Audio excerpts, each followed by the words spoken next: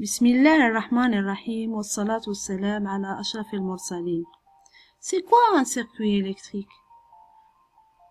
Un circuit électrique contient obligatoirement un générateur qui apporte de l'énergie au circuit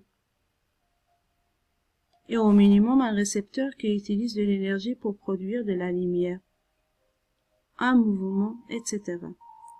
Le générateur au sens général est associé à ce symbole.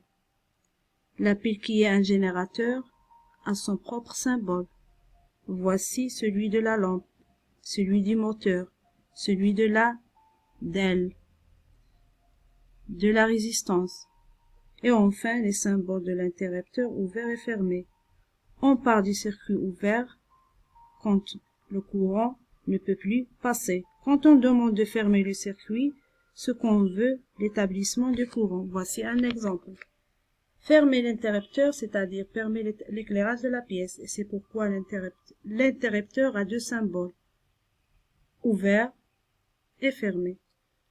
Le courant circule de sa borne positive du générateur vers sa borne négative dans un circuit fermé. On indique le sens par la flèche rouge sur le circuit. Dans le cas d'un moteur, le sens du courant change de rotation. Marche avant, marche arrière. Dans le cas de la DEL, le sens du courant ne change pas. Il existe deux circuits. Le circuit en série, le circuit en dérivation.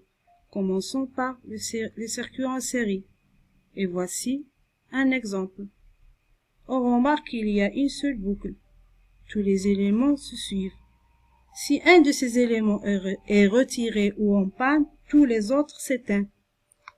Voyons maintenant le circuit en dérivation. Et voici un exemple. On remarque qu'il y a plusieurs boucles. Si un de ces éléments est retiré ou en panne, les autres continuent à fonctionner, car chaque boucle est indépendante. Un court-circuit représente un danger, car il relie directement les bords du générateur, ce qui provoque un grand court du circuit, puis détérioration du générateur. Merci, au revoir.